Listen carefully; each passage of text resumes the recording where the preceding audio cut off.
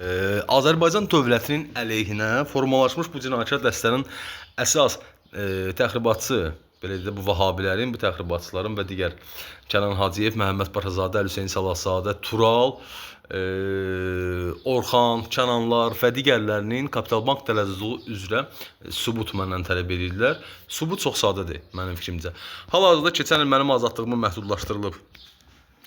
İlqar adında özünü avtoritet hesab edən bu işverəndən rüşvət alıb məni yerləşdirmişdilər Rəssuadə qəsəbəsinə. İndi də Mirqafar Seyidovdan rüşvət alaraq 35-ci polis bölməsi və 102 xidmətinin rəisi ilə əlbir olaraq şahidlərimi bloklayıblar və mənim azadlığımdan və şəxsi hüquqlarımdan məhrum ediblər. Sübut çox sadədir. Deməli belə bir özünü Muxtarov kimi qələmə verən Mahir var. Düzdürmü? Burada nömrə görünməyəcək, burada yazışmalarım da var. Həmən Mahirin, burada şəklim görünəcək, görünməyəcək, böyük ehtimal görünməyəcək, qoymayacaq görünsün. İnanmıram böyle şəkli olsun. Mahirin nömrəsi. Mahir. Fərhad M. Okey.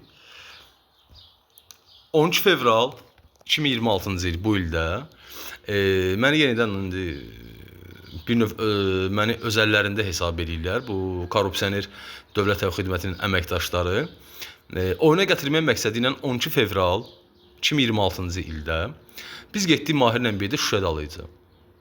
Orada yalancı belə bir oyun, bir teatralni tamaşa qurdular. Teatralni tamaşa bundan ibarət idi ki, güya ki bizim Şuşa götürdüyümüz adam, hansı ki həmən adam bu yaxınlıqda Bravo Marketin yanında yerləşir, onun kart məlumatlarını kimsə əldə eləyib və onun adından bir növ belə deyək də, dostun adından daha doğrusu da başlayıb status paylaşmağa ki, mənim kartım budur. Statusda belə bir şey status paylaşıb ki, zəhmət deyilsə mənim kartıma kim yatmayıbsa pul göndərsin. Və həmən statusu sonra məni əmin eləmək üçün bir növ burada gördüyünüz belə deyək də statusa həmən yazını qoymuşdular.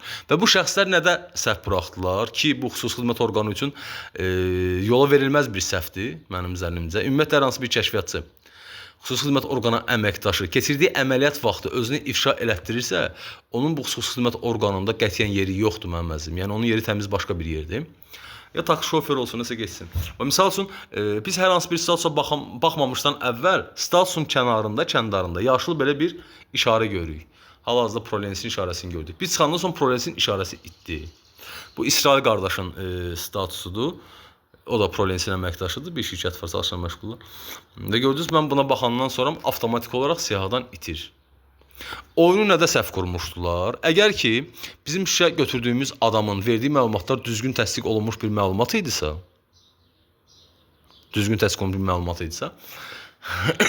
ilk növbədə onun bizə təqdim elədiyi statusda həmən bu yaşlı işarə olmalı deyildi. Təbii ki, bu danışılmış bir əhvalatdır, cinayət epizodlarının itirilməsi ilə bağlı və bunu da tapşırığı verən bizim əks kəşfiyyatın əməkdaşları da böyük ehtimal. Mahirlə burada əlbir olan şəxslər Zəfərdir. Zəfər də göstərim sizə. Zəfər də cexdə işləyir, çox qanacaqlı, mərifətli qardaşdır. Bundan əvvəl də bizim bu xüsusi xidmətdə vahabilik eləyən, xüsusi xidmətin Altavər ərazisində yaşayan, Fikrət adında özü kimi bir şərəfsiz ləyaqətsiz qonşusu olan bu həyasız, təxribatçı Əbdülvahab Tumundan əmələ gəlmiş. Deməli, küllü miqdarda narkotik dövriyyəsinin idarə olunması və öz cinayətlərinin və cinayətkar dəstə üzvü olmağını rəhbərlikdən gizlətmək məqsədi ilə hamıdan rüşvət yığanda, daha əvvəllər məni Cavodovlar qardaşının əli ilə tutturduğuna görə, məhz həmən Cavodov qardaşlarının yanında işləyən Fəridin qardaşı, daha doğrusu, bəli, Fəridin qardaşı Cavidi Montenegroya göndərmişdi. Kimdən? Paşayevlərdən, Paşa Holdingdən rüşvət ala bilsin deyə. Və Paşa Holdingdən rüşvət ala bilsin deyə, hətta bu həyasız Əbdülvahab Tumundan əmələ gəlmə, Evren Rəhimov belə, Evren Rəhimov mənim sinif yoldaşım olub, 20 nömrə, Evren Rəhimov 20 nömrə məktəbdə. Bunu belə öz cinayətlərinə sövq elədi, rüşvət cinayətlərinə. Bu tam bir həyasızlıqdır, mən hesab edirəm. Bu həyasızlığı da ancaq bir tula eləyə bilərdi. Və bir müddət bundan öncə də həmən bu Zəfər yenidən bu xüsusi xidmətin əməkdaşı artıq ikinci kruq xüsusi xidməti rüşvəti alırlar. Bir kruq bu Əbdülvahab Tumundan əmələ gəlmə öz cinayətlərini gizlətmək istədi. İkinci kruq artıq özləri rüşvət yığırlar xarici kəşfiyyatın əli ilə və hal-hazırda cinayət epizodlarının itirilməsi ilə məşğuldurlar. Ətrafda olan bütün qonşular hamısı tapşırılmış insanlardırlar. Dövlət Təhqiqat Xidməti Mirqafar Seyidovla əlbir olaraq belə bir çirkin oyun qrupu güya ki məni mühafizə edirlər, amma əslində vaxt uzadaraq cinayət epizodlarının itirilməsi, cinayət epizodlarının azaldılması ilə məşğuldurlar. Birmənalı olaraq himayədarlıqla məşğuldurlar. Keçən ildə həmən işləri görə bilmək üçün mən bir daha azadlığımı, mənim həyatımı mənim əlimdən alaraq, məni bir daha qeyd edirəm ki, özünü bu avtoritet hesab edən İlqarın ərazisinə yerləşdirmişdilər. Yəni bu mütəşəkkil bir bandadır. Azərbaycan dövlətinin əleyhinə formalaşmış cinayətçi bir qrupirovkadır və hal-hazırda cinayət epizodlarının itirilməsinə cəhdlərin göstərilməsi mən hesab edirəm ki, birbaşa olaraq bu cinayətlərin sübutu deməkdir. Və hal-hazırdakı ərazidə yerləşmiş xüsusi xidmət orqanı əməkdaşları rüşvətlə, cinayət epizodlarının itirilməsi ilə və sadəcə olaraq vaxt uzadılması ilə məşğuldurlar. Bütün şəxsi azadlığımı mənim əlimdən alıblar. Azadlıqdan məhrumam. Özümü sözün əsl mənasında öz ölkəmdə yaşaya-yaşaya Assange kimi hiss edirəm. Bu siyasi məhbus var ha. Bu dəqiqə bütün hüquq mühafizə orqan əməkdaşları, bütün mühafizə orqanları əməkdaşları Azərbaycan dövlətinin əleyhinə qərəzli surətdə formalaşmış vəzifələrindən sui-istifadə edən Kənan Hacıyev baş əməliyyatçısı İbrahim və bu tulalar, xüsusi xidmətdə işləyən tulanın Azərbaycan dövlətinə qarşı yaratdıqları cinayətkar dəstə üzvlərinin cinayətlərinin tərəfini saxlamaqda və külli miqdarda rüşvət almaqda məşğuldurlar. Əgər ki mən dediklərim yalandırsa, şər böhtanlısa, nəyə görə proseslər baş verir? Nəyə görə bu manipulyasiya xarakterli çirkin oyunlar mənim başıma gəlir? Və cinayətkarlar isə hamısı azadlıqda öz evlərində oturublar, öz tərbiyəsiz valideynləri ilə bir yerdə. İnşallah ki, tezdən onlar hamısı həbs olunacaqlar. Mən çalışacağım ki, bu cinayətkar dəstənin yaradılmasında təşəbbüs göstərən Şeyx Qamətli, Damətli Nəzibildi. O da həmçinin cinayət məsuliyyətinə cəlb olunsun. Hal-hazırda Baş Prokurorluğun cinayət işi açmamağına əsas səbəb isə bizim bir daha əvvəllər qeyd elədiyimiz kimi Yusif, bu bizim bu Alfons Yusifimizdir.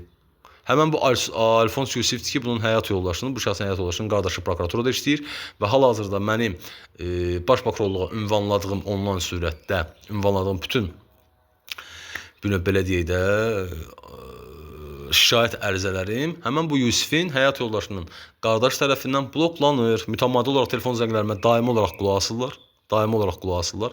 Hara zəng edirəm, kimlə danışıram və sadəcə olaraq cinayət epizodlarını azaltmağa çalışırlar. Bütün cinayətkarlar azadlıqdadır. Rəna, Kənan Hacıyev iş yerində, baş əməliyyatçı İbrahim iş yerində, Abşeron polis idarəsinin rəisi iş yerində, Qusar polis idarəsinin rəisi iş yerində, bundan əvvəl Nəsimi polis idarəsinin rəisi iş yerində və hal-hazırda 35-ci polis bölməsinin rəisi də cinayət məsuliyyəti daşıyır.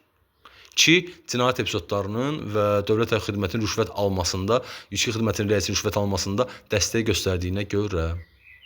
Hal-hazırda mənim müşkil etdiyim bütün şikayətlər, Daxili İşlər Naziri, bizim dəyərli nazirimiz General Polkovnik Vilayət Eyvazov məruzə olunmaq əvəzinə birbaşa olaraq bütün şikayətlərim ünvanlanır hara? 35-ci polis bölməsinə. Bu da qabaqcadan planlı şəkildə planlaşdırılmış bir sujetdir.